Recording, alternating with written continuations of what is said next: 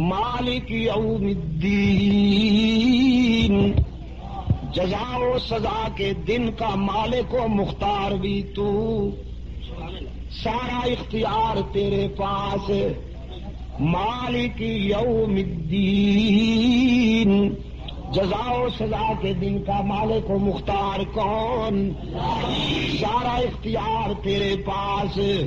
لا تزر وازرۃ وزر اخری، سب کانپ رہے ہوں گے، سب لرزہ بر اندام ہوں گے، نبی، رسول، ولی، صدیقین، شہداء سب کانپ رہے ہوں گے۔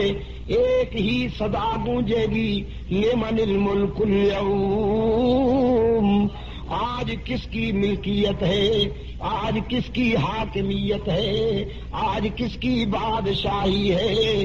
کوئی لب کشائی کی جرات نہیں کر سکے گا اس کے سامنے، بس ایک ہوگا جو دارو قطار آنسو کی برسات میں سجدہ ریز ہوگا۔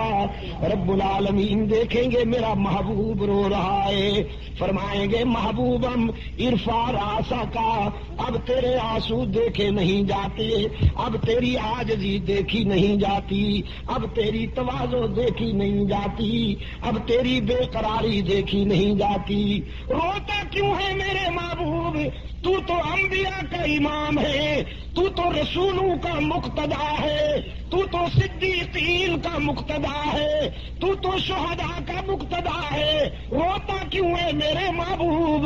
رحمت للعالمین فرمائیں گے میرے معبود روتا اس لیے ہوں کہ میرے نام لینے والے جہنم میں جا رہے ہیں، میرے نام لیوا جہنم میں جا رہے ہیں، ان کی زبان پہ میری نسبت ہے، میرا نام ہے، میں کیسے گوارا کر لوں کہ انہیں جہنم میں جانے دوں اور خوش رہوں؟ رب العالمین فرمائیں گے ارفع راسک، میرے محبوب سر اٹھاؤ، سل تو ہوتا پھر مانگو نہ، تجھ سے بہتر مانگنے والا کوئی نہیں، مجھ سے بہتر دینے والا کوئی نہیں، تو مانگتا جا میں دیتا جاؤں گا، تجھ سے بہتر سوالی کوئی نہیں، مجھ سے بہتر دینے والا کوئی نہیں۔ پشاور والوں آنسو بھی منظور، سجدہ بھی منظور، عاجزی بھی منظور، تواضع بھی منظور، لیکن فرمایا سل، آپ مانگیے داتا میں خود رہوں گا۔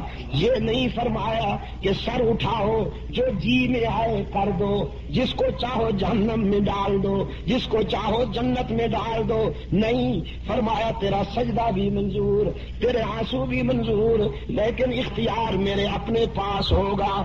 تو مانگ، تجھے مانگنا اچھا لگتا ہے، میں دوں، مجھے دینا اچھا لگتا ہے۔ مانگنا تیرا منصب، دینا میرا منصب، اختیار میرے اپنے پاس ہوگا، جسے چاہوں گا بخش دوں گا اور